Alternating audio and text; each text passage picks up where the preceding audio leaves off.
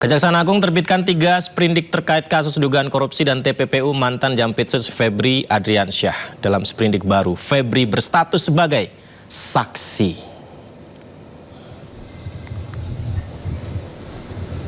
Ya, 3 sprindik baru, apakah Febri tidak lagi tersangka?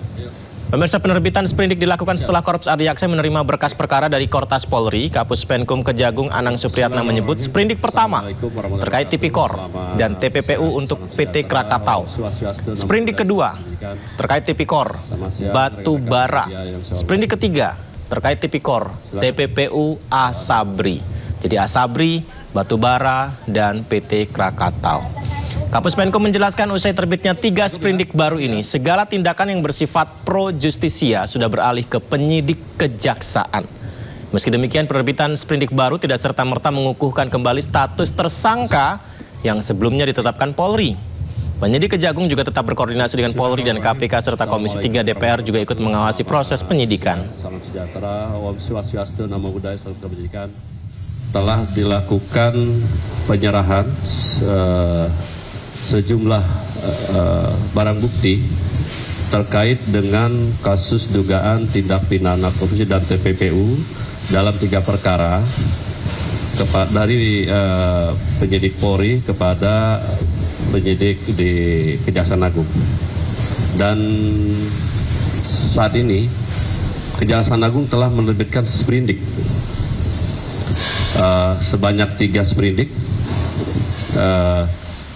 Ada 3, yaitu terkait sprindik nomor 43 dugaan tindak pidana korupsi dan TPPU untuk PT Krakatau.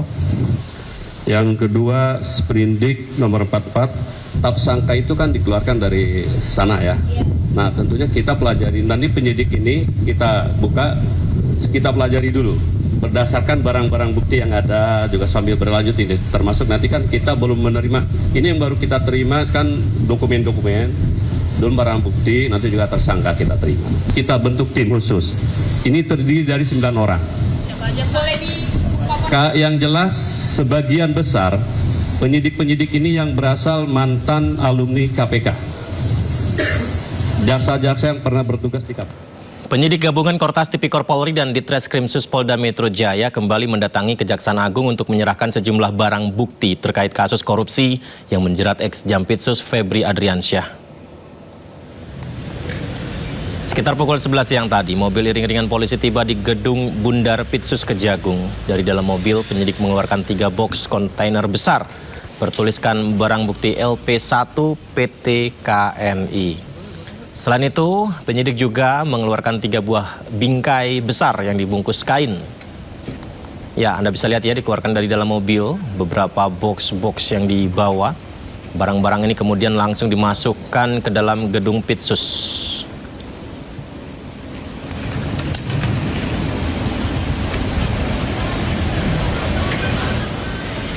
Tidak hanya membawa sejumlah barang, penyidik juga menyerahkan 2 mobil mewah ke Kejagung. 2 kendaraan mewah yakni Toyota Alphard berwarna hitam dan BMW berwarna biru diparkir di area gedung.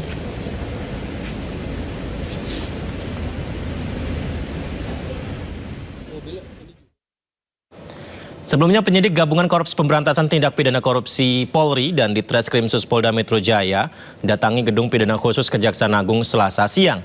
Kedatangan rombongan penyidik menyita perhatian karena membawa sebuah koper berukuran besar.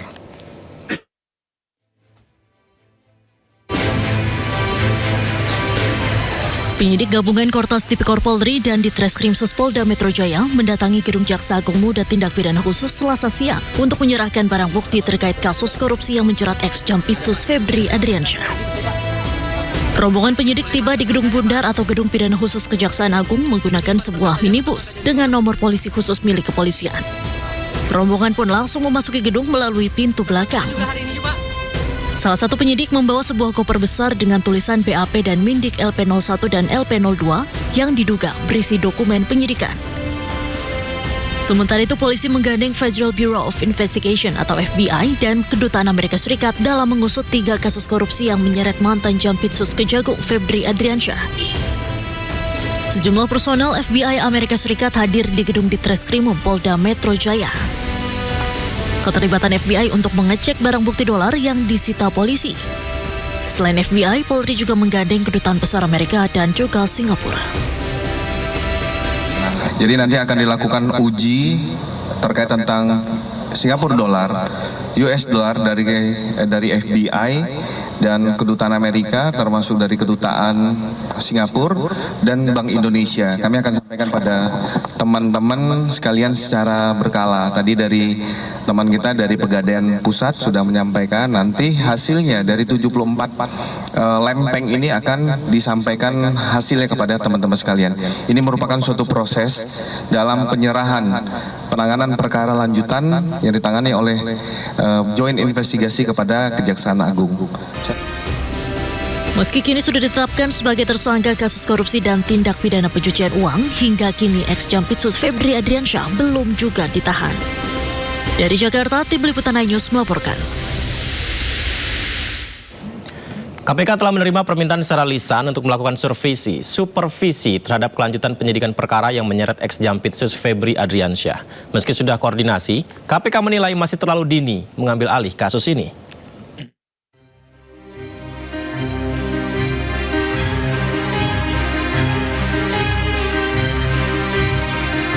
Ketua KPK Setio Budianto menilai masih terlalu dini bagi KPK untuk mengambil alih kasus dugaan korupsi dan TPPU yang menyeret mantan Jampitsus Febri Adriansyah.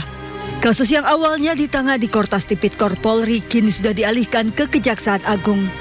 Penanganan kasus ini di Kejaksaan Agung pun masih tahap awal lantaran masih perlu pendalaman barang bukti serta dokumen. Namun Kejaksaan Agung juga telah berkoordinasi dengan KPK.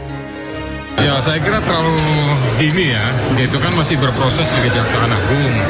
Gitu, prosesnya sementara berjalan, koordinasi banyak lagi yang dilakukan, masalah pendalaman barang bukti, pendalaman dokumen dan lain-lain. Baru proses awal. Jadi menurut saya ya silakan berproses dulu. Sedikit banyak sudah adalah pembahasan dari beberapa waktu yang lalu. Artinya itu menunjukkan keseriusan daripada Kejaksaan Agung untuk menindaklanjuti penanganan. Terkait supervisi kasus, KPK akan mengikuti sesuai aturan pasal 6 Undang-Undang KPK nomor 19 tahun 2019 tentang kewenangan dan supervisi KPK. Ketua Komisi 3 DPR RI Habibur Rahman menyebut KPK memiliki kewenangan mengambil alih penanganan perkara ini. Boleh saja ya, silakan saja kalau KPK kan punya kewenangan. Tapi gini, kita kemarin sudah sampaikan bahwa kasus ini disupervisi langsung oleh KPK. Kan sama aja, ya kan? Jadi KPK melakukan supervisi gitu. Sebelumnya usulan agar KPK segera mengambil alih kasus ini disampaikan oleh mantan Menko Polhukam Mahfud MD melalui kanal pribadinya di YouTube. KPK memang telah menerima permintaan secara lisan untuk melakukan supervisi setelah Kortas Tipikor menyerahkan kelanjutan penyidikan perkara ke Kejaksaan Agung. Namun KPK tetap menunggu permintaan secara tertulis yang nantinya akan dibahas sesuai SOP yang berlaku di KPK. Dari Jakarta, Tim Liputan iNews melaporkan. Babak baru bergulir di Korps Adiaksa, memicu tanya yang kian menggema. Kejagung resmi terbitkan sprindik baru untuk kasus Febri, akan tetapi statusnya kini hanya sebagai saksi. Dan kita bahas malam ini pemirsa bersama dengan narasumber istimewa kita, Wakil Ketua KPK periode 2007-2011, Bapak Muhammad Yasin. Assalamualaikum, selamat malam Pak Yasin. Waalaikumsalam, selamat malam Mas Yudi. Terima kasih Pak sudah berkenan di Sido Prime.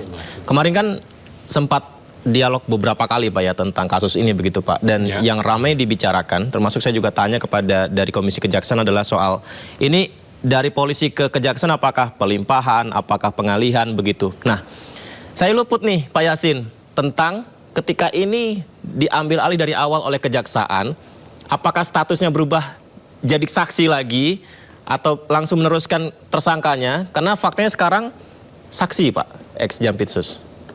Iya. Kita menelusuri itu dari pandangan kita kepada proses hukumnya. Jadi pelimpahan ya, artinya itu penyidikan yang belum selesai di Polri, diserahkan. Kortas Tipikor itu diserahkan untuk penyidikan selanjutnya di Kejaksaan Agung. Itu tidak ada acuan hukumnya. Meskipun tak ada larangan sebenarnya Pak ya? Ya, tak ada larangan tapi tidak sesuai dengan KUHP. Tidak sesuai KUHP. Ya, KUHP itu kan mengatur tuh ada tahapannya, tahap pertama, tahap kedua, dan tahap 3. Tahap 3-nya itu apabila pemeriksaan di tahapan penyidikan itu sudah tuntas, lengkap, statusnya adalah P21, artinya lengkap. Ya. Nah, itu baru proses hukumnya di kejaksaan itu untuk proses selanjutnya yaitu penuntutan. Iya, penuntutan. Pemberkasan perkara, kemudian ke penuntutan ke pengadilan tipikor. Sidang. Itu seperti itu. Kalau masih dalam tahapan penyidikan kemudian dioper penyidikan lagi di Kejaksaan Agung itu tidak ada aturan hukum yang mengatur itu. Nah, seharusnya masyarakat itu mengharapkan prosesnya itu harus sesuai dengan aturan hukum yang berlaku atau due process of law begitu, Mas Yudi, sehingga timbullah itu kepercayaan yang bulat dari masyarakat itu atas proses hukum kasus ini. Kasus ini adalah kasus luar biasa. Ya. Kalau saya pribadi itu memandang sebagai an extraordinary crime, yaitu kasus yang luar biasa karena di dalam proses hukumnya tahap penyelidikan dan penyidikan itu ada di kepolisian, ditemukan itu dugaan aliran dana TPPU, gratifikasi dan suap menjadi tindak pidana pencucian uang ini, kemudian bermuara dugaannya adalah di Kejaksaan Agung, yakni adalah Jampisus yang sudah dinyatakan tersangka oleh kepolisian. Nah, seprindik itu memulai lagi untuk memeriksa kepada Jampisus itu menjadi statusnya sebagai saksi. Nah, nanti itu memunculkan upaya dari Jampisus itu untuk melakukan pra-peradilan, sehingga hiruk pikuknya jadi tambah mencuat. Artinya itu tidak mulus dengan baik karena tidak sesuai dengan aturan perundangan yang berlaku proses hukumnya. Ya, tidak due process of law, dan masyarakat mengharapkan itu harus sesuai dengan aturan hukum, sehingga menimbulkan apa yang disebut dengan suatu kepastian hukum, law certainty di Indonesia ini. Jangan atas dasar kesepakatan maka diterbitkan sprindik baru, lah ini yang tidak ada aturannya. Kalau menurut pandangan saya ya pasti orang akan berbeda pendapat begitu, Bung Yudi. Ada dua ya Pak Yasin. Yang pertama, barusan yang Bapak sampaikan klaimnya adalah karena ini diserahkan ke kejaksaan maka muncul sprindik baru, maka penetapannya adalah saksi. Tapi kalau pencabutan status tersangka ini kan dilalui melalui pra-peradilan atau juga penerbitan SP3 oleh penyidik begitu Pak ya. Artinya ini kan menyalahi begitu dengan dicabutnya tersangka. Nah, ini mana yang lebih masuk Pak? Kalau pra-peradilan itu merupakan upaya hukum yang sah, yang bisa dilakukan oleh mantan Jampitsus. Karena pasti dia melihat, memandang bahwa prosedurnya itu tidak sesuai dengan aturan hukum. Itu menjadi suatu katakanlah poin yang katakanlah yang mudah bagi tersangka Jampitsus ini, tersangka oleh kepolisian ya, untuk melakukan pra-peradilan atas proses hukum yang yang ditujukan kepada Jampitsus ini, mantan ini. Saya kira ini akan menjadikan suatu permasalahan yang mengundang perhatian masyarakat banyak. Perdebatan hukum akan muncul nanti setelah ini. Ini kan baru disiarkan di jam 15 hari ini. Betul. Tanggal 15 Juli 2026. Ini hari-hari selanjutnya ini bukannya kok mulus. Sedangkan aturan hukum yang sah, seandainya KPK itu mengambil alih, itu adalah sah menurut hukum. Kalau KPK mengambil alih, sah secara hukum malah. Sangat-sangat sah dan sesuai dengan pertimbangan hukum itu sudah betul ya, seperti itu kalau mengambil itu. Kalau terlalu dini kan ini masih menjadi proses. Saya kira menjadi debatable juga karena dalam pasal 10A Undang-Undang 19 tahun 2019 tentang KPK ya, perubahan kedua tentang KPK itu ada beberapa poin syaratnya, misalnya ya yang poin 4 saya ambil itu bahwa penanganan kasus korupsi di dalamnya itu ada unsur korupsi. Pengenanganan kasus korupsi di dalamnya ada unsur korupsi. Unsur korupsi. Oke. Walaupun itu ada antar APH gitu loh. Antara APH yang ini penanganan kasus korupsi ini oleh APA yang satu yakni kepolisian. Wah, berarti tidak bisa Tipikor. dibilang terlalu dini dong Pak ya? Bisa langsung masuk ya Pak ya, kalau Nah, begitu? maksud saya pernyataan terlalu dini itu menjadi debatable. Debatable itu masih bisa diperdebatkan karena unsur pasal 10A yang angka yang keempat itu ya, itu adalah bahwa kasus korupsi ini mengandung unsur korupsi. Karena dugaan ada dari predikat crime korupsinya itu adalah pengadaan barang dan jasa nih di PLTU batubara kan. PT Asabri dan juga Krakatau. Iya, pembayaran pemenuhan kewajiban oleh anak perusahaan Krakatau ini ada dugaan suap itu dan gratifikasi yang menimbulkan TPPU yang muaranya diduga adalah Jampitsus. Nah, daripada ini timbul katakanlah ini perdebatan hukum yang berpanjang di masyarakat, kalau diambil alih oleh KPK, ya dasarnya dasar hukum dan itu sah ya, ada aturannya. Ya, tentu didahului dengan koordinasi dan supervisi ya, sementara berakhir dengan pengambil alihan kasus hukum ini. Saya kira itu sudah sesuai dengan aturan hukum pasal 6 dan pasal 10A Undang-Undang nomor 19 tahun 2019 tentang perubahan kedua tentang KPK ya. Jadi, Sebelum ke KPK-nya Pak Yasin, ya. Ketika kasus ini dari kepolisian kemudian dilimpahkan apa bahasanya ya, diserahkan ke kejaksaan Pak ya. Kemudian muncul sprindik baru, statusnya jadi saksi. Apakah artinya semua yang sudah diawali oleh polisi penyelidikannya dan segala macamnya, termasuk juga barang-barang buktinya, itu akan dianggap dari nol lagi? Kalau begitu? Ya, kita harus berbicara bagaimana seharusnya. Jangan langsung diserahkan lah.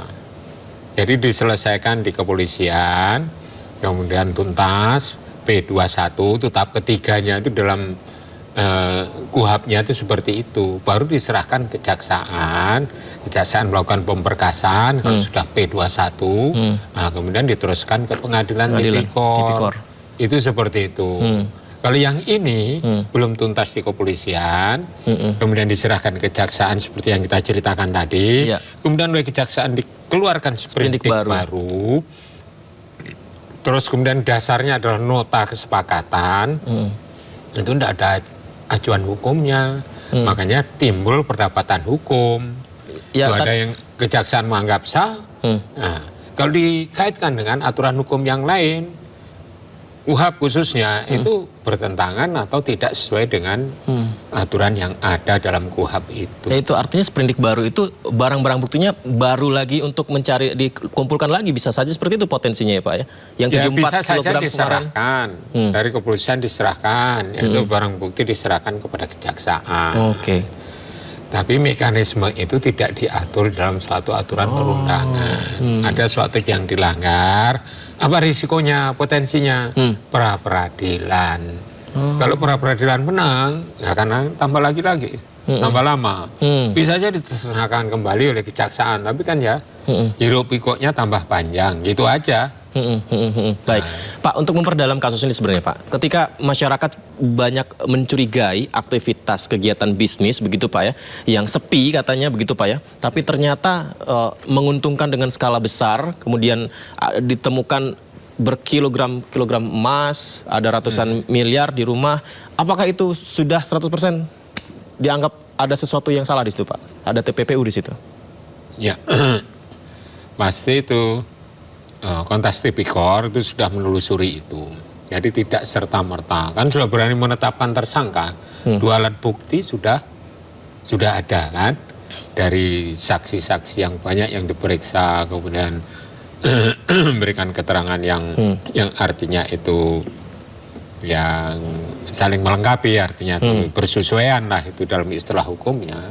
Dan saksi ahli juga dipanggil. Dan hal yang lain yang memenuhi dua alat bukti itu kan sudah ditemukan di Kompas Tipikor. Ini tinggal mindah memang. Tapi mindahnya itu kalau dalam ketentuannya belum berstatus sebagai suatu ya lengkap, artinya itu proses hukum yang lengkap di kepolisian, belum P21, maka itu yang menjadi pertanyaan, menjadi timbul perdebatan hukum. Ini belum pernah ada sebelumnya Pak ya? Iya, belum ada. Dan sesuai dengan KUHAP yang baru tidak bisa seperti itu. Tapi kalau pelimpahan dari kepolisian ke KPK itu ada Pak dalam KUHAP Pak? Ya, kalau pelimpahannya diatur di dalam suatu undang-undang KPK itu. Diatur.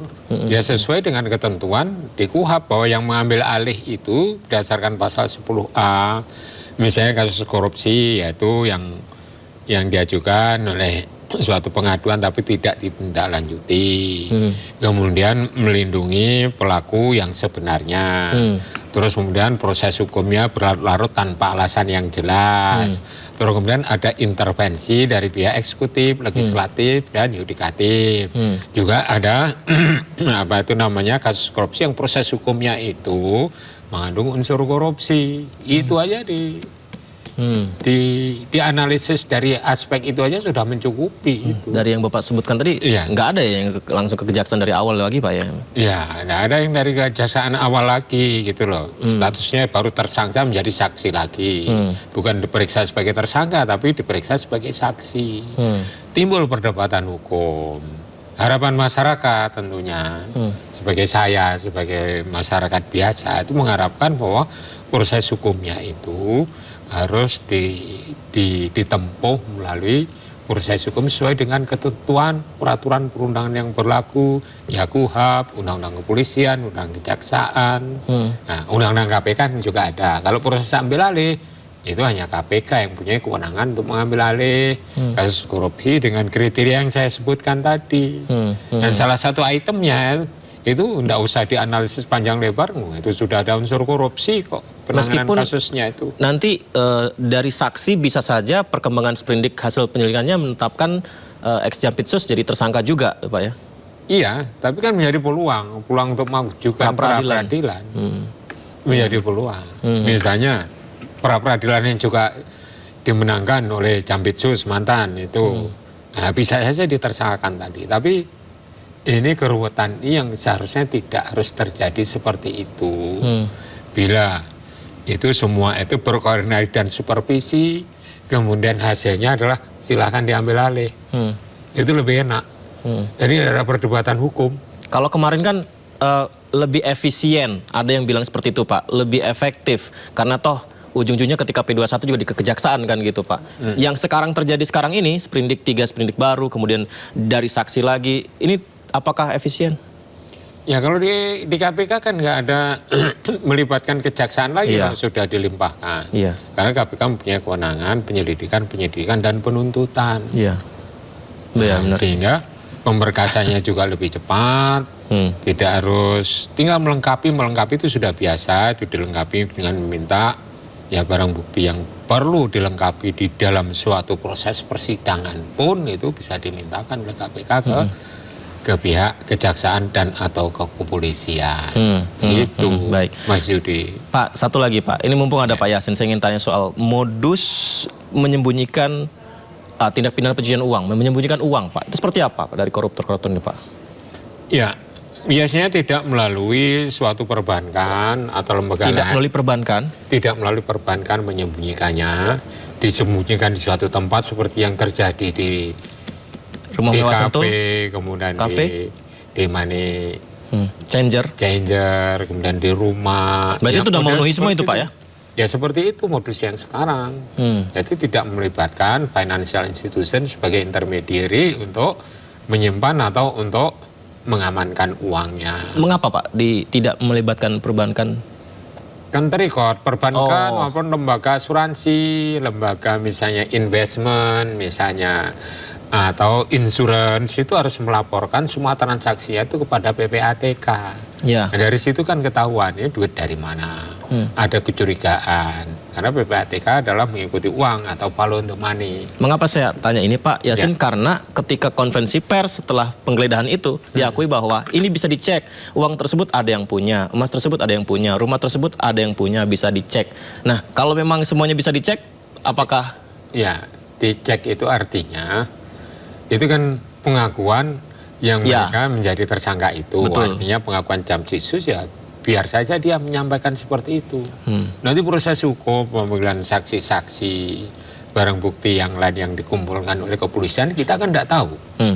Yang paling tahu adalah kepolisian. Nah, berani menetapkan tersangka Berarti ya saksi ahli, barang-barang yang dikumpulkan itu setelah bersesuaian kalau saksi-saksinya banyak misalnya gitu. Dan memenuhi 2 alat bukti yang cukup, maka berhak bagi penegak hukum, dalam hal ini adalah Kontas Tipikor, Polri, itu menetapkan sebagai tersangka. Tapi seharusnya jangan buru-buru diserahkan kepada kejaksaan kalau mau proses yang benar. Jadi istilahnya dituntaskan sampai P21 baru diserahkan kepada kejaksaan.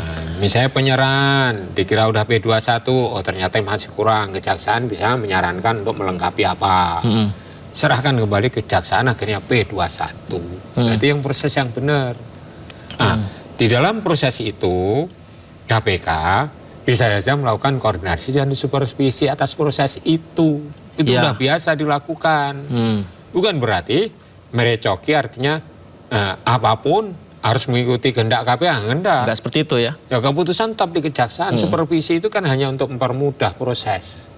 Baik itu penyelidikan ke penyidikan maupun setelah ditetapkan tersangka, kemudian pemberkasan menuju kepada penuntutan di pengadilan. Paling hanya itu, sebagai mitra konsultasi. Tidak punya kewenangan untuk memberikan sanksi kepada kejaksaan bila dari supervisi itu menimbulkan suatu hal yang tidak sesuai yang diinginkan oleh KPK, karena tidak sesuai dengan aturan perundangan misalnya. Tidak bisa memberi sanksi. Kecuali kalau kasus itu diambil alih oleh KPK. Ya. Berarti itu akan firm. Dari kejaksaan sendiri keuntungannya apa? Tidak dituduh untuk konflik interest, tidak ada. Oh, ini kejaksaan tidak independen. Nah, ini bertukar kasus besar antara pihak yang satu dengan yang lain, yakni kejaksaan dan kepolisian. Tidak ada tuduhan seperti itu dari masyarakat. Apabila itu diambil alih oleh KPK atas dasar koordinasi dan supervisi. Memang tidak serta-merta, koordinasi supervisi 2 kali, 1 kali, 2 kali kan serahkan kan udah enak itu. Bukan tidak ada pernyataan yang terlalu dini. Yang penting diadakan koordinasi supervisi gitu. Diberikan saran-saran yang baik sehingga menyejukkan masyarakat. Yang terlalu dini mungkin yang Bapak maksud adalah dari polisi, kenapa langsung belum selesai P21 ke kejaksaan gitu Pak ya? Yang terlalu dini itu kali Pak ya? Ya, pernyataan pimpinan KPK yang ini ketua, apabila KPK mengambil alih itu terlalu dini. Ya, kalau itu menganggap terlalu dini, sebaiknya KPK segera mengadakan koordinasi dan supervisi. Memang tugas dan wewenang KPK itu. Kepada kejaksaan dan kepolisian atas penanganan kasus ini, kemudian didasarkan atas kesepakatan ada apa anda ide-ide untuk mengambil alih itu dari KPK dan ide juga dari kejaksaan ini lebih baik ditangani kasusnya oleh kepolisian, oleh KPK, sehingga kami bersih dari tuduhan konflik kepentingan dan tidak independen. Jadi di mata masyarakat menjadi penegakan hukum ini punya kepastian hukum, loh tertentu. Begitu Bung Yudi. Kalau kita lihat faktanya ya Pak ya, ini kan penggeledahan dikait-kaitkan dengan nama ex-Jampitsus Febri Adriansyah. Kemudian sekarang ramenya adalah bahwa ex-Jampitsus dilimpahkan kasusnya di kejaksaan. Kemudian ada banyak sekali barang bukti yang ditemukan, setengah T bahkan begitu. Nah, salahkah ketika masyarakat begitu menilai konflik kepentingannya sulit diabaikan dari perkembangan terkini ini? Ya, kan masyarakat akan membuka riwayat atau track record dari kejaksaan dalam penanganan kasus Pinangki kemarin. Itu banyak yang menilai ada konflik kepentingan, kesalahannya seperti itu, hukumannya hanya 4 tahun akhirnya itu kan.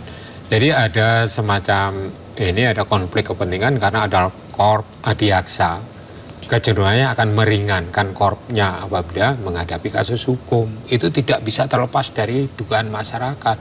Boleh-boleh saja masyarakat tuh mengira seperti itu. Karena banyak yang bilang itu kan asumsi, banyak yang bilang seperti itu. Ya, asumsi itu kalau dibiarkan kan liar menimbulkan apa namanya? Distrust bagi masyarakat kepada penegakan hukum. Distrust itu ketidakpercayaan masyarakat dalam penegakan hukum di Indonesia. Itu lebih jelek loh ya. Dan ini yang menonton tidak hanya warga negara Indonesia. Warga asing ini concern juga menonton ini. Karena KPK ini ya, karena Indonesia Indonesia ini bagian dari komunitas pemberantasan korupsi internasional, meratifikasi UNCAC, United Nations Convention Against Corruption, komunitas-komunitas internasional dalam pemberantasan korupsi. Lalu banyak kejanggalan dalam penanganan korupsi. Itu kan kita malu, gitu loh, di kancah internasional dalam hal penegakan hukum, khususnya adalah pidana khusus korupsi ini. Begitu Bung Yudi, dampaknya itu melebar kemana-mana, gitu loh. Kalau kita itu melaksanakannya itu dengan baik, due process of law, ada kepastian hukum, law certainty, maka image negara Indonesia ini dalam penegakan korupsi bagus. Tidak menutup kemungkinan akan merubah persepsi, indeks persepsi korupsi kita. Gitu lah. Karena melakukan suatu penanganan hukum dengan baik, gitu loh. Tidak ada keberpihakan, bertanggung jawab kepada masyarakat, transparansi, accountability, responsibility ini muncul di dalam suatu penegakan hukum. Pak Yasin, 74 kg emas ditemukan barang bukti, kemudian uang dalam dolar Singapura, dolar Amerika, $0,5 triliun kalau tidak salah ditemukan barang bukti. Tadi ada sprindik Asabri, Krakatau, kemudian batubara ya. Ini berarti akan kalau diselidiki sebenarnya ini panjang dan bisa melibatkan ataupun nama-nama baru Pak ya. Untuk ini masih dini begitu untuk bisa dilihat kasusnya ya. Ya kasus-kasus nomini, kemudian kasus-kasus rekayasa penjualan saham di money market itu nanti akan menjadi terbuka. Dugaan kerugian negaranya kan ada 24 triliun. Kalau ini misalnya yang tersimpan di satu sisi aja 0,5 triliun adalah di Jampitsus misalnya. Nah, misalnya kalau korupsinya itu bisa lebih dari itu kan pasti ada tempat-tempat lain untuk penyimpanan. Nah itu berarti masyarakat kan bisa menduga seperti itu. Walaupun ini memang harus dibuktikan melalui proses hukum itu. Tapi dugaan liar masyarakat ini kita tidak bisa membendung. Masyarakat itu dengan tingkat pengetahuan dan tingkat pengetahuan hukum pendidikan itu berbeda-beda. Jadi kalau sudah disulut dengan suatu misalnya damai tapi tidak sesuai dengan aturan hukum kan tidak bagus. Misalnya saja kalau Pak Presiden ya boleh saja itu ini harus diselesaikan dengan tidak ada misalnya gesekan antar kelembagaan, antar penegak hukum, bisa saja. Tapi kalau penyelesaiannya tidak due process of law, masyarakat yang merasa ditipu gitu loh. Ini ada apa ini? Penegakan hukum kok tidak bisa bersih. Bahkan masyarakat ada yang membandingkan emas barang bukti itu lebih berat daripada emas Monas Pak. Sampai segitunya. Iya, ya sampai segitu kan banding-bandingan. Jadi public distrust ini menjadikan suatu situasi yang tidak baik, tidak nyaman bagi penyelenggaraan pemerintahan ini. Baik. Ya. Baik Pak Yasin, ini mungkin baru jam 3 sore tadi Pak ya. Kita tidak tahu besok perkembangannya seperti apa. Tidak tahu. Izin nanti boleh kita dialog kembali Pak ya. Nanti seperti perkembangannya. Terima kasih banyak Pak Yasin sudah berbagi di Sindo Prime. Sehat selalu Pak. Dan pemirsa, informasi berikutnya nih mengenai Kementerian Imigrasi dan Pemasyarakatan serta Kejaksaan Agung memastikan ex-Jampitsus Febri Adriansyah sudah dicekal. Hal itu menepis spekulasi menyebut Febri Adriansyah sedang umroh.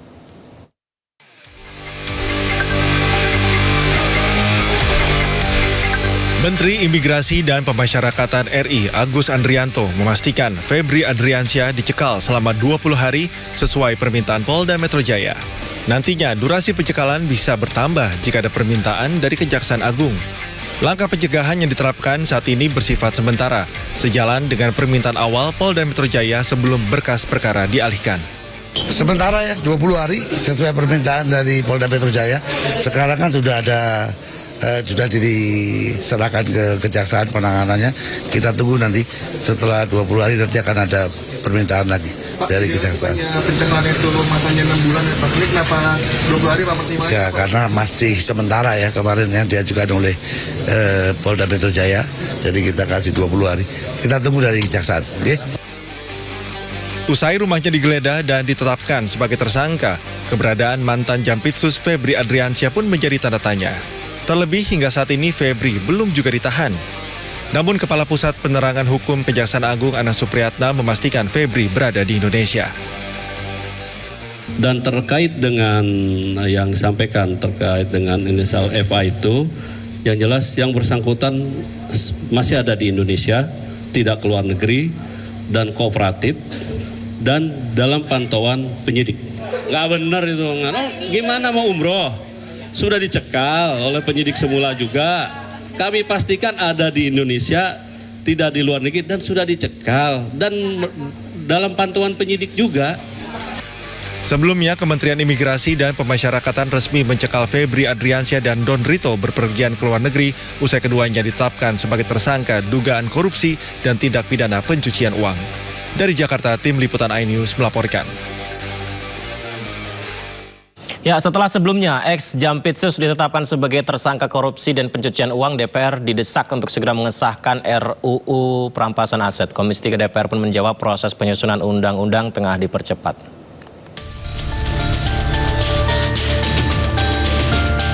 Setelah ditetapkan sebagai tersangka korupsi dan pencucian uang, publik mendesak aparat penegak hukum menelusuri aset yang dimiliki ex-Jampitsus Febri Adriansyah. Tidak hanya ditelusuri, namun tuntutan untuk disita juga muncul dengan payung hukum yang paling kuat, yakni RUU perampasan aset yang harus segera disahkan DPR. Sayangnya sejak wacana usulan undang-undang perampasan aset digulirkan 2008 lalu, hingga kini DPR belum juga mengesahkan undang-undang yang bisa memiskinkan koruptor. Belakangan justru muncul isu jika DPR menolak pembahasan RUU perampasan aset. Ketua Komisi 3 DPR RI Habibur Rahman pun membantah. Menurutnya isu tersebut adalah hoaks dan DPR justru tengah mempercepat proses penyusunan undang-undang. Ada hoaks yang beredar ya bahwa DPR menolak pembahasan RUU perampasan aset ini. Padahal faktanya teman-teman tahu semua ya, kita sudah berminggu-minggu melakukan RDPU soal undang-undang perampasan aset ya. Ini jauh lebih banyak daripada pembahasan di undang-undang yang lain ya, dalam kurun waktu hanya 2-3 minggu kemarin. Nah, kemudian dikatakan juga bahwa ya pengalihan undang-undang ini dari inisiatif pemerintah ke DPR adalah untuk memperlambat. Padahal faktanya kebalikannya. Justru undang-undang yang inisiatifnya dari DPR logikanya memang jauh lebih cepat. Kenapa? Karena DIM-nya itu hanya akan ada satu dari pemerintah. Wakil Ketua DPR RI Saan Mustafa juga menegaskan bahwa DPR targetkan RUU perampasan aset akan rampung dan disahkan pada tahun ini. RUU perampasan aset ini dalam proses pembahasan di DPR melalui Komisi 3 DPR RI. Dan itu juga masuk dalam daftar prolegnas prioritas 2026 ini. Sebelumnya, ex-Jampitsus Febri Adriansyah ditetapkan sebagai tersangka korupsi untuk 3 kasus besar dengan temuan uang 476 miliar rupiah dan 74 kg emas batangan. Dalam laporan harta kekayaan penyelenggara negara LHKPN, ex-Jampitsus Febri Adriansyah hanya tertera 18,26 miliar rupiah. Sementara jumlah uang tunai yang disita 30 kali lipat dari harta yang dilaporkan. Tim Liputan iNews melaporkan. Pemirsa, Jaksa Agung telah mengirimkan surat kepada Presiden Prabowo Subianto terkait usulan nama calon Jampitsus menggantikan Febri Adriansyah. Mensesnek mengungkapkan bahwa sosok calon Jampitsus adalah Kuntadi yang kini menjabat sebagai Kepala Badan Pemulihan Aset Kejagung.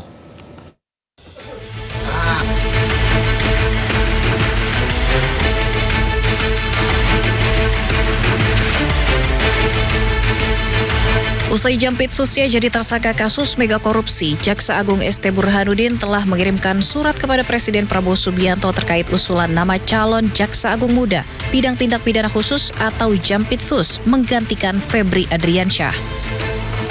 Hal itu dibenarkan oleh Menteri Sekretaris Negara atau Mensesnek Prasetyo Hadi, di mana surat tersebut telah diserahkan Jaksa Agung pada hari Selasa kemarin.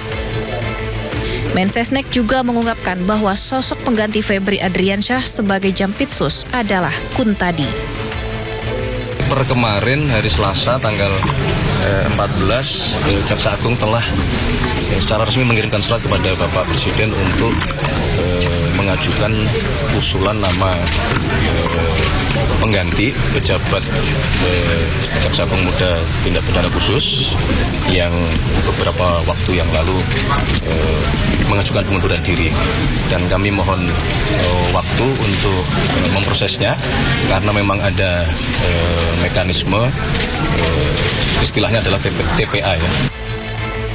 Kuntadi merupakan salah satu jaksa senior di Korps Adiaksa, kelahiran Semarang, Jawa Tengah pada Januari 1970. Sejumlah posisi strategis pernah diemban Kuntadi. Tahun 2018, Kuntadi pernah menjadi Kepala Kejaksaan Negeri Jakarta Pusat. Tahun 2022, ia dipercaya sebagai Direktur Penyidikan Jampitsus Kejagung.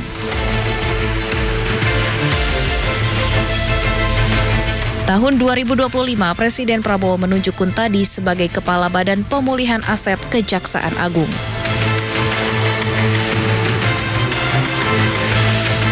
Mensesnek juga menambahkan mekanisme tim penilaian akhir mengenai usulan Jampitsus baru bisa dirampungkan pekan ini. Pemerintah akan memprioritaskan proses penilaian itu sehingga bisa segera diumumkan ke masyarakat melalui keputusan Presiden. KPK menggeledah sejumlah ruangan, termasuk ruang kerja Bupati di kantor Pemkat Sukoharjo.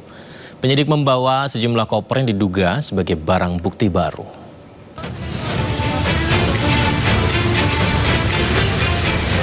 Komisi Pemberantasan Korupsi kembali menggeledah kantor Bupati Sukoharjo dan sejumlah ruangan di lingkungan pemerintah Kabupaten Sukoharjo. Selain kantor Bupati Sukoharjo, penggeledahan juga dilakukan di Gedung Menara Wijaya, Gedung Kantor Dinas Pekerjaan Umum dan Penataan Ruang atau DPUPR, serta Gedung Badan Pengelolaan Keuangan Pendapatan dan Aset Daerah atau BPKAD. KPK mengamankan 3 koper dari penggeledahan ruangan kantor Bupati. KPK juga membuka segel sejumlah lokasi agar bisa mencari tambahan barang bukti. Totalnya ada berapa koper, Pak Aris? Itu saya nggak tahu ya, karena yang saksinya kan beda-beda, saya sebagai di sini.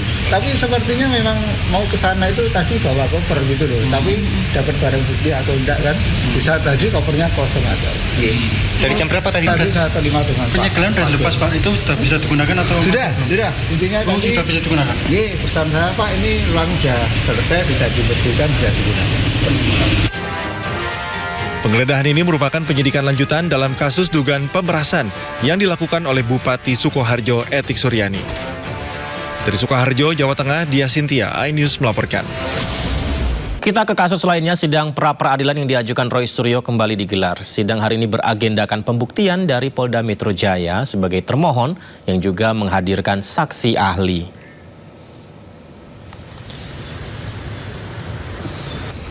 Polda Metro Jaya menyerahkan tumpukan dokumen ke Hakim Tunggal Sidang Pra-Peradilan Roy Suryo.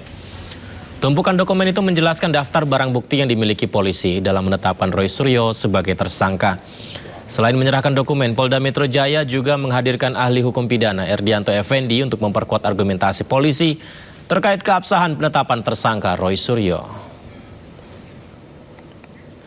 Pemirsa, sidang sempat berlangsung panas saat tim kuasa hukum Roy Suryo mencecar ahli hukum pidana yang dihadirkan pihak termohon. Ada sejumlah hal yang menjadi pertanyaan kubu Roy Suryo, diantaranya dasar hukum penetapan tersangka, kualitas alat bukti, hingga penerapan pasal 32 ayat 1 Undang-Undang ITE. Seperti adanya sudah didengarkan keterangan ahli ya dari pihak termohon. Dan kami makin firm dengan apa yang kami mohonkan. Paling tidak termohon itu tidak mampu menunjukkan bahwa ada saksi atau ahli atau surat yang punya kualitas tertentu sehingga bisa digunakan pasal 32 ayat 1. Kalau cuma mengatakan terpenuhi 2 alat bukti dan lain sebagainya, jangan lupa bahwa yang namanya tindakan penersangkaan, bisa penahanan, itu adalah potensi melanggar hak asasi manusia. Dikatakan pada ahli tadi kan, karena itu tidak boleh dilakukan secara sembarangan, sewenang-wenang. Harus dilakukan dengan cara yang berhati-hati. Nah, kami melihat bahwa pengenaan pasal 32 ayat 1 ini tidak ada kehati-hatiannya. Kenapa? Terbukti sampai persidangan saat ini yang terakhir bisa dibilang jawab jinawabnya, termohon tidak mampu menunjukkan sama sekali atau menjawab tantangan kami.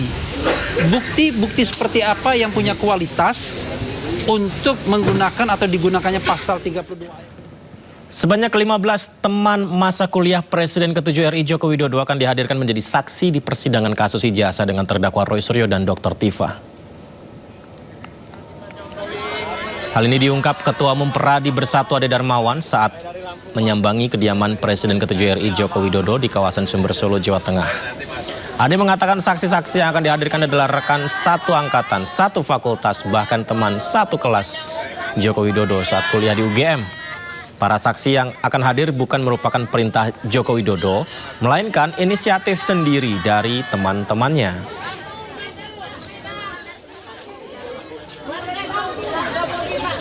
Saksi-saksi tentunya harus siap betul bahwa apa yang menjadi keterangan itu mengalir seperti biasa, dan tentunya beliau semua teman-teman Bapak kompak untuk memberikan keterangan yang lebih kompak.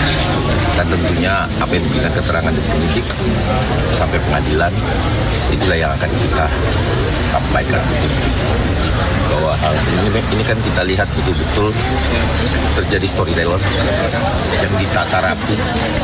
Seolah-olah Pak Jokowi adalah seorang yang tidak berkuliah lah, jasa palsu lah. Kita tepis semua. Kenapa? Karena kawan-kawan Pak Jokowi ini hadir untuk betul-betul membuktikan gitu bahwa persoalannya tidak benar. Kita akan informasi berikutnya, kelangkaan BBM bersubsidi masih terus terjadi di Mandailing, Natal, Sumatera Utara. Sudah 3 pekan lebih, warga kesulitan bahkan hingga terpaksa menginap di SPBU untuk dapat BBM.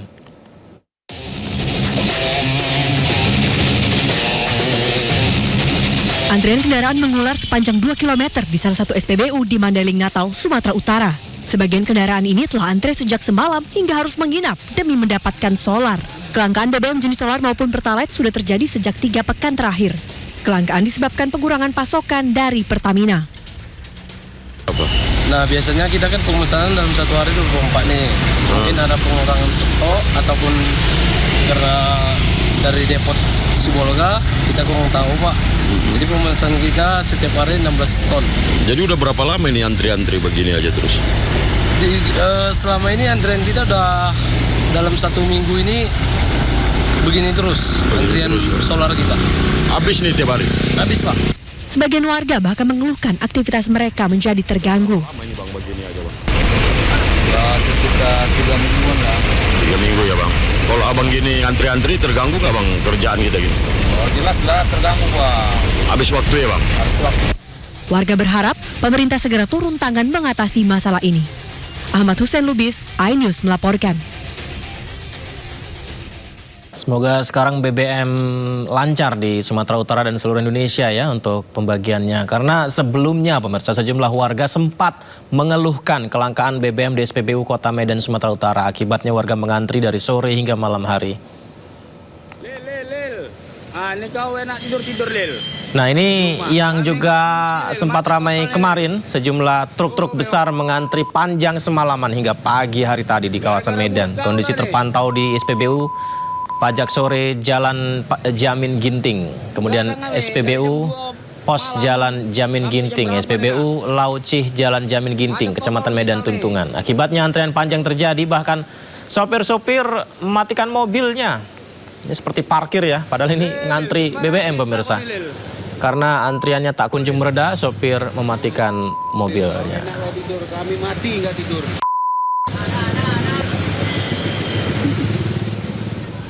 Senin. Wow, ramai sekali. Ini juga sempat terjadi di SPBU Tanah Tinggi pemirsa.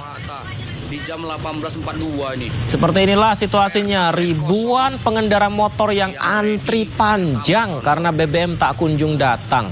Dikutip dari media sosial Bang Ginting 256, kendala BBM langka ini akibatkan aktivitas warga jadi terganggu. Yang ready kalau untuk sepeda motor. Nah, kalau tadi di dalam SPBU-nya ya, ribuan motor tadi. Nah, ini di luar SPBU-nya pemirsa. Gambar drone dari udara memperlihatkan antrian panjang kendaraan dari ketinggian Antrian terjadi di sejumlah SPBU di wilayah Sumatera Utara seperti di SPBU Nalela di Jalan Lintas Sumatera, SPBU Raja Harjosari, SPBU Teladan, dan SPBU Tanjung Satu. Kita bisa lihat sejumlah kendaraan terpaksa harus antri panjang di tepi jalan dan menyebabkan lalu lintas sekitar SPBU tersendat. Apakah BBM langka ya?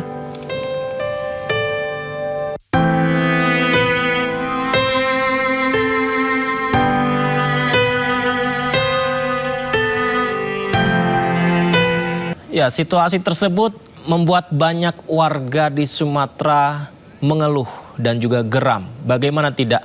Akibat kelangkaan BBM, banyak warga yang telat ke kantor, banyak orang tua yang telat mengantar anaknya ke sekolah, belum lagi warga harus sabar di tengah kemacetan yang disebabkan oleh antrian SPBU yang mengular. Dan inilah keluh kesah warga Sumatera Utara. Berapa menit tadi Pak nunggunya Pak? Berapa menit sampai dapat? Sekitar 1 jam 15 menit gitu lah, lebih 1 jam. 1 jam tadi Pak ya? Lebih ya Pak ya? Kita 1 jam setengah bisa dibilang. Harapannya apa Pak? Harapannya yang kayak gini lagi lah. Iya ya. Biasa aja ya. Kalau harga naik? Harga naik jangan juga. Ya. Ini kita gimana ya? Kalau nggak diisi sekarang, besok anak nggak bisa sekolah. Ini ada sekali kan. Beres tadi ya Pak ya? Ini pun sekarang ini Bang, kalau nggak penting, kita jangan dibawa. Itu apa dulu? Karena antriannya panjang ada berapa hari kan? Iya. Masa. Dengan Bapak Pak? Jupri. Pak Jupri ya Pak ya? Kasih Pak Jupri ya. Ya Pak.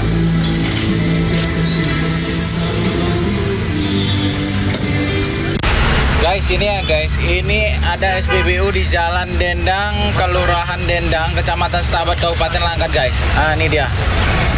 Ini SPBU ada kurang ajarnya juga guys.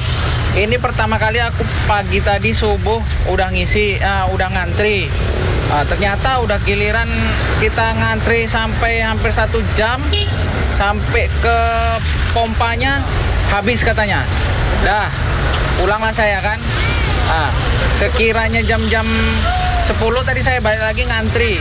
Katanya nunggu mobil datang, mobil tangki datang. Jadi kita ngantri lah guys di sini. Udah sampai jam 1:30 nih guys. Udah sampai 1:30 tapi kok mobil antrian di depan kok jalan ya kan guys. Katanya ada yang isi. Loh, katanya tadi nunggu mobil tangki, belum tadi habis nunggu mobil tangki, tapi kok ada yang ngisi. Ternyata guys, rupanya itu ternyata minyak masih ada. Minyak mereka itu masih ada di dalam. Tapi mereka tadi bilang... Apakah benar BBM langka di Sumatera Utara? Nah, ini sudah dijawab oleh Gubernur Sumatera Utara Bobi Nasution. Gubernur Sumatera Utara Bobi Nasution membantah isu pasokan BBM di Sumatera Utara menipis. Ia menegaskan bahwa pasokan BBM di Sumatera Utara masih aman terkendali pemirsa. Terkait antrian kendaraan di SPBU, ia sampaikan bahwa PT Pertamina kekurangan sopir untuk mengantar BBM ke sejumlah SPBU di wilayah Sumatera Utara.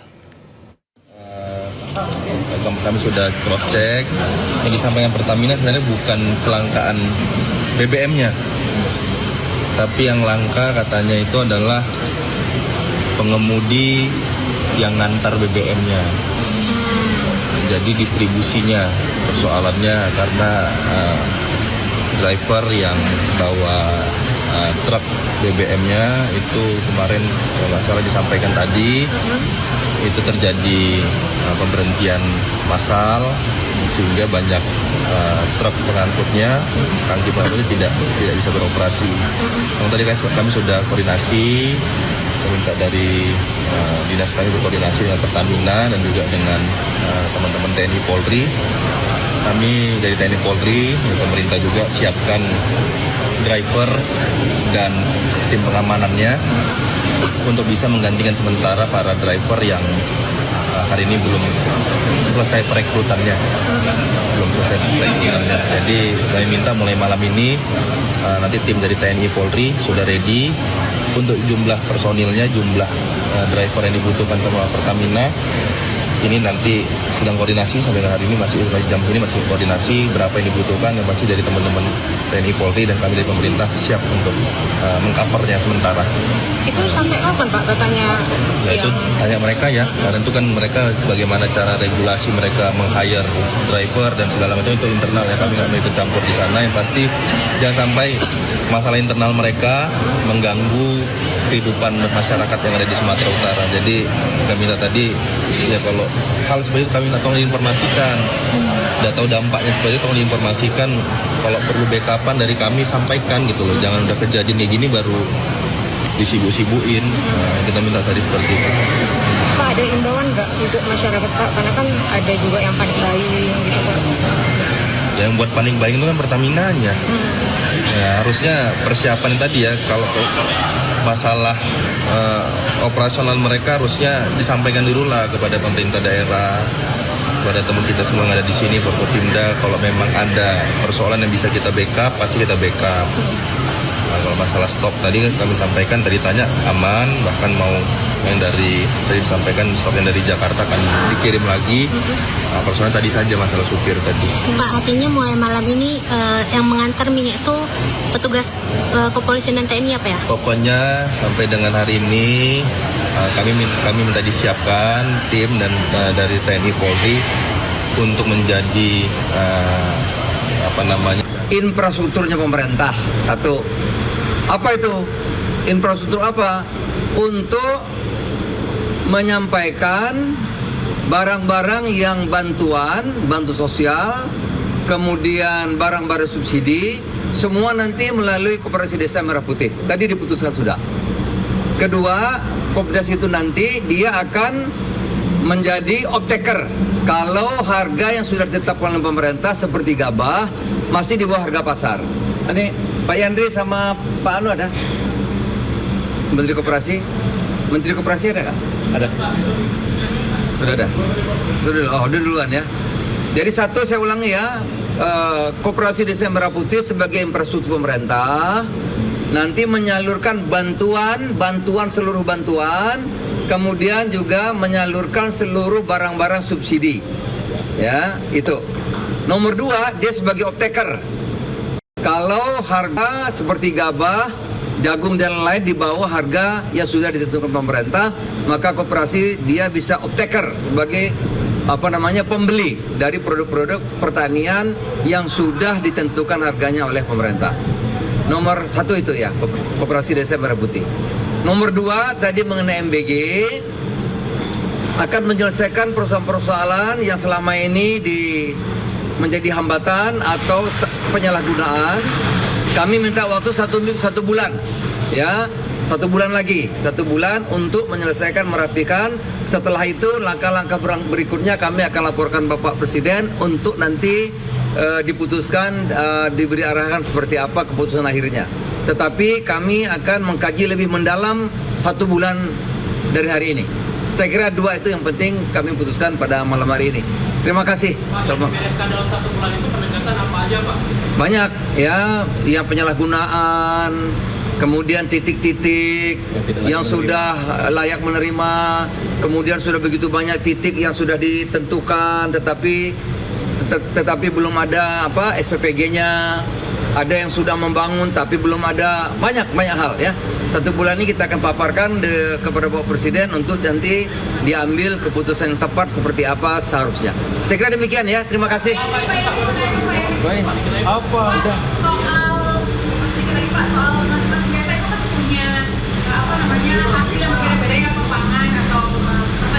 Ya tadi baru diputuskan yang gabah sama jagung ya, yang sudah diputuskan gabah sama jagung. Yang harganya ditentukan oleh pemerintah. Kalau masih di bawah itu maka Kopdas bisa ambil alih. Ya, udah terima kasih. Terima kasih ya. Apalagi yang dipakai kan dana desa. Dan apalagi nanti dari keuntungan itu ada 20% dari Kopdas itu akan menjadi pendapatan asli desa. Jadi pemerintah desa dengan segala unsurnya punya kepentingan Kopdas ini berhasil dan sukses karena ada efek positifnya kepada desa. Termasuk sisanya yang 80% akan kembali ke rakyat di desa itu. Jadi saya kira pemerintah desa dan seluruh jajarannya pasti akan memaksimalkan perannya masing-masing untuk terus memastikan semua potensi yang berbeda-beda tadi pada ujungnya ya kita sukseskan Koperasi Desa Merah Putih. Kira-kira begitu, ya. Mitigasi kehabisan cash flow sudah dipertimbangkan juga ya? Ya itu nanti biar Agrinas Pangan yang itu kan, yang secara detail ya.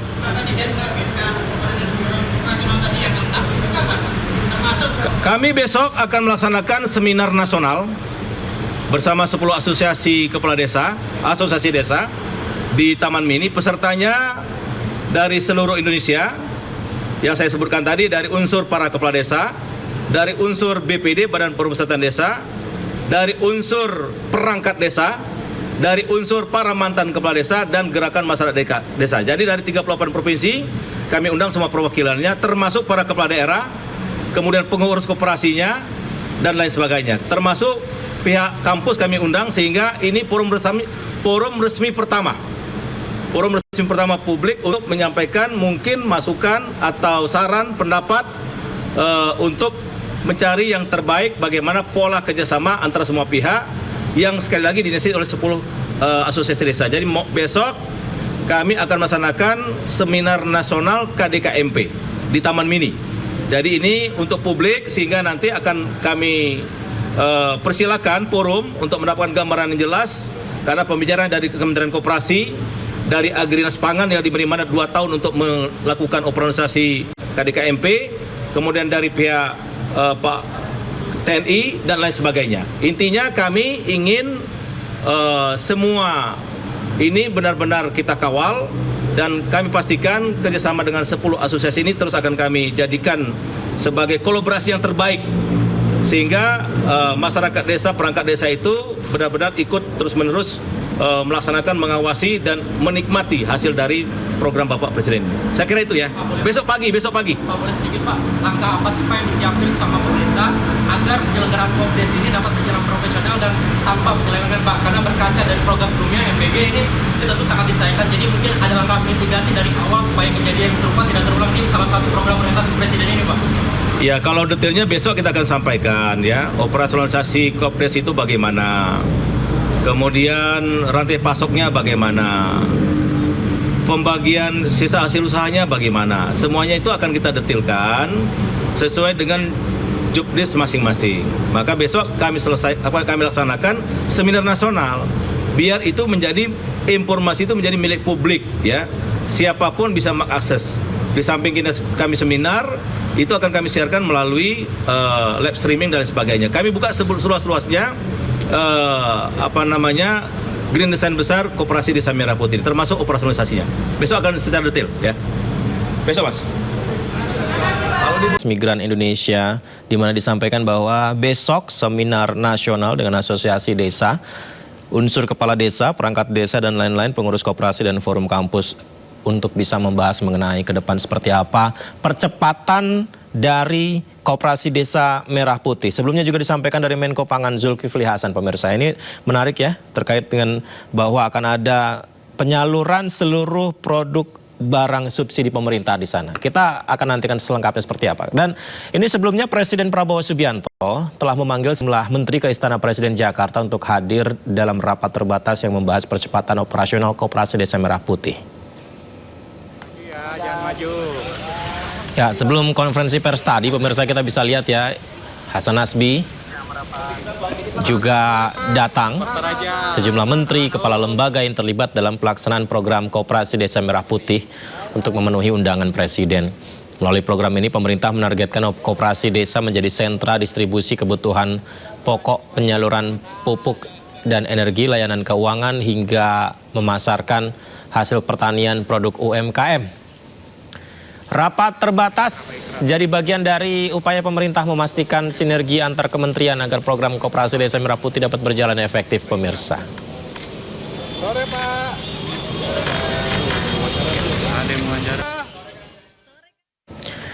Presiden Prabowo Subianto juga resmi menetapkan harga khusus bahan bakar minyak BBM jenis solar bagi pengusaha nelayan sebesar Rp15.000 per liter. Kebijakan itu ditujukan untuk menekan biaya operasional sektor perikanan di tengah tingginya harga BBM non-subsidi. Dalam rapat terbatas di kediaman Hambalang di Kabupaten Bogor, Jawa Barat, Presiden Prabowo Subianto resmi menginstruksikan untuk memberikan harga khusus bahan bakar minyak jenis solar bagi pengusaha nelayan sebesar Rp15.000 per liter. Presiden menjelaskan pemberian harga kekhususan tersebut setelah mencermati perkembangan harga BBM yang digunakan nelayan, di mana harga BBM non-subsidi jenis solar sempat melonjak hingga Rp21.300 per liter. Sementara untuk BBM nelayan di bawah 30 gross ton sudah diberikan harga BBM subsidi sebesar Rp6.800 per liter. Subsidi harga solar untuk nelayan sekitar Rp3.600 per liter akan dibiayai menggunakan dana Badan Pengelola Dana Perkebunan atau BPDP. Presiden juga menegaskan kebijakan ini dilakukan untuk menekan biaya operasional sektor perikanan di tengah tingginya harga BBM non-subsidi. Sementara itu, Kementerian Energi dan Sumber Daya Mineral segera menerbitkan regulasi terkait dengan kebijakan harga kekhususan nelayan tersebut. Dengan catatan, kebijakan tersebut tidak membebani anggaran pendapatan dan belanja negara. Selain itu, pemerintah juga menetapkan kuota penyaluran BBM khusus tersebut selama 6 bulan ke depan.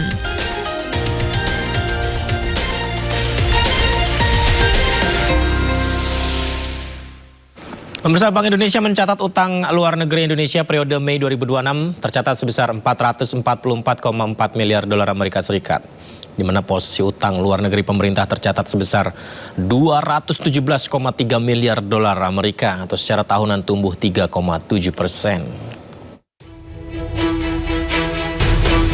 Bank Indonesia melaporkan posisi utang luar negeri Indonesia pada Mei 2026 tercatat sebesar 444,4 miliar dolar Amerika atau secara tahunan tumbuh sebesar 2,1%, sedikit lebih tinggi dibandingkan dengan pertumbuhan pada April 2026 sebesar 2% secara tahunan. Posisi utang luar negeri pemerintah pada Mei 2026 sebesar 217,3 miliar dolar Amerika atau secara tahunan tumbuh sebesar 3,7%, relatif stabil dibandingkan dengan pertumbuhan pada bulan April 2026. Sedangkan posisi utang luar negeri swasta pada Mei 2026 tercatat sebesar 195,9 miliar atau mengalami kontraksi sebesar 0,1% secara tahunan. Kepala Departemen Komunikasi Bank Indonesia Ramdan Denny Prakoso menyebutkan perkembangan utang luar negeri tersebut dipengaruhi oleh pertumbuhan ULN publik baik pemerintah maupun bank sentral di tengah kontraksi pertumbuhan utang swasta yang lebih rendah. Lebih lanjut, Denny membeberkan struktur utang luar negeri Indonesia tetap sehat didukung oleh penerapan prinsip kehati-hatian dalam pengelolaan. Hal ini tercermin dari rasio utang luar negeri Indonesia terhadap produk domestik bruto yang tercatat sebesar 29,9% pada Mei 2026 dan didominasi oleh utang jangka panjang dengan pangsa mencapai 83,9% dari total utang luar negeri.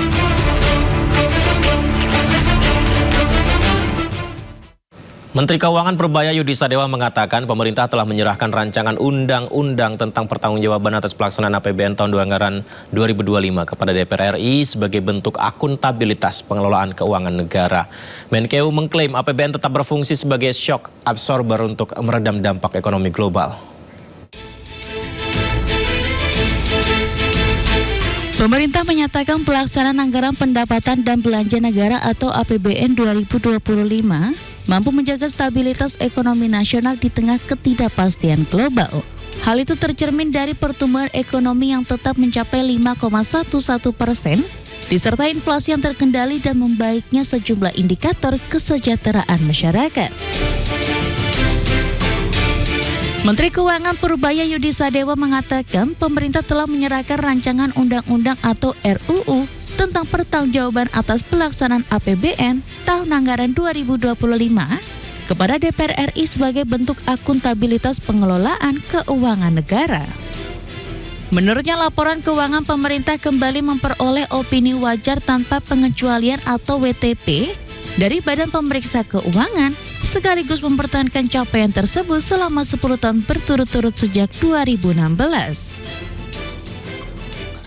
BPK telah memberikan penilaian terbaik atas pertanggungjawaban pelaksanaan APBN TA 2025 yaitu berupa opini wajar tanpa pengecualian atau WTP atas laporan keuangan pemerintah pusat tahun 2025.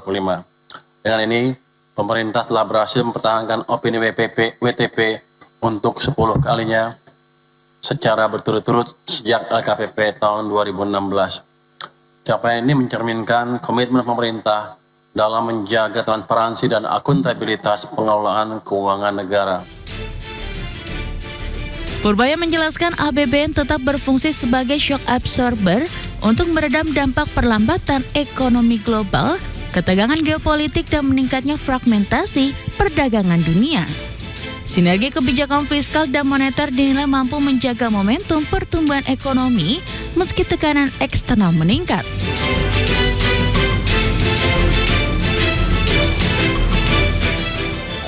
Informasi seputar Piala Dunia 2026 akan kami hadirkan usai jeda, tetaplah di Sindo Prime.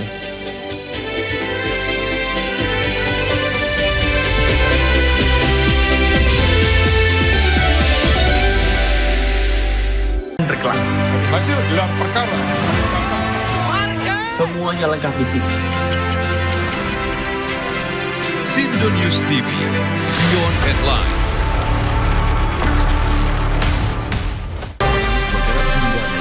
Ragam peristiwa terjadi di banyak tempat. Menelantarkan bayi berusia 3 bulan. Ditemukan narkoba di dalam rumah. Menabrak tiang pipa milik perusahaan minyak dan gas asing. Mengabarkan secara update dan faktual. Warga pun ramai-ramai berjibaku mengevakuasi mobil. Harus menyeberangi sungai Cikaso. Yang menampilkan sejumlah alat yang rusak Setelah nekat meracik obat. Sindo Files, setiap Senin sampai Jumat jam 6 sore di Sindo News TV. Isu terhangat sepekan terakhir. Ketujuh Republik Indonesia, Joko Widodo menduga ada agenda politik besar. Polisi merilis merek beras premium yang diduga diambil. Rangkuman berita viral. Sekolah rakyat gratis untuk kasus dugaan korupsi tata kelola minyak mentah. Sopir truk di Subang, Jawa Barat melakukan aksi mogok kerja. Temukan semua informasinya di Top Issue setiap Sabtu dan Minggu di Sindo News TV. Nah, di level gerakan mahasiswa, saya kira ya kita punya tantangan besar. Tentu kalau bicara trade investment itu selalu dengan services. Memang ada krisis global. Oke. Memang pasca abad 20, kita susah untuk merencanakan apa yang disebut sebagai revolusi. Kalau orang nggak optimis nggak akan mau cari tahu sih. Ya. Walaupun dicari tahu dia nggak akan gerak. Bersama narasumber yang kredibel, to the point aja. Jumat pukul 9:30 malam di Sindo News TV. Lelaki itu nggak banyak yang bercerita ya. Iya, udah tuh nangis, tapi abis itu Udah pasti orang nggak bakalan gak nengok. Jadi nikmatilah ciptaan Tuhan buat Indonesia.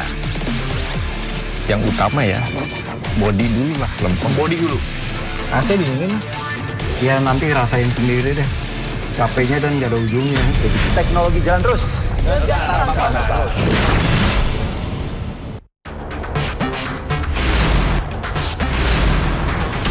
Rangkuman peristiwa di akhir pekan. Terus mengungkap praktek ratusan warga rela anti pajak.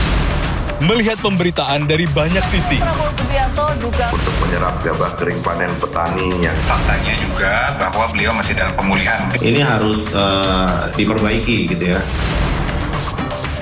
Sindo Files Weekend, Sabtu dan Minggu, pukul 6 sore di Sindo News TV.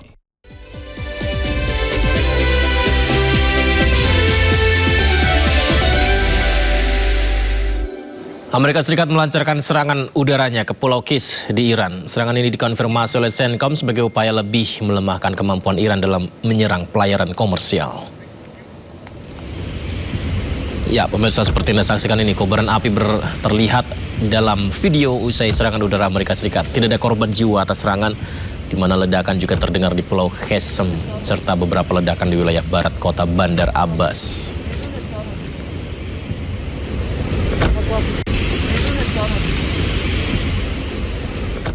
Di sisi lain, militer Iran membombardir pangkalan Amerika Serikat di Bahrain.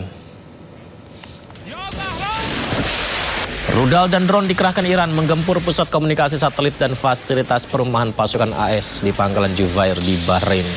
Fase kedua dari gelombang kedua operasi Nasr 2 Iran menargetkan armada kelima Angkatan Laut AS di Bahrain. Dilaporkan depot bahan bakar armada radar udara sistem pertahanan Patriot dihancurkan oleh Iran.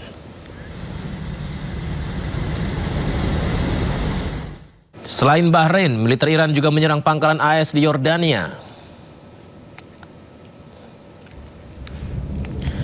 Gerahkan rudal balistik Korps Garda Revolusi Iran IRGC menargetkan fasilitas militer AS di pangkalan udara Yordania. Gelombang kedua operasi Nasr 2 menyasar pusat komunikasi satelit dan perumahan pasukan AS. Ini merupakan bagian dari operasi pembalasan sebagai tanggapan atas serangan Amerika Serikat di Iran. Sementara itu, militer Yordania mengklaim telah menembak jatuh 4 rudal Iran.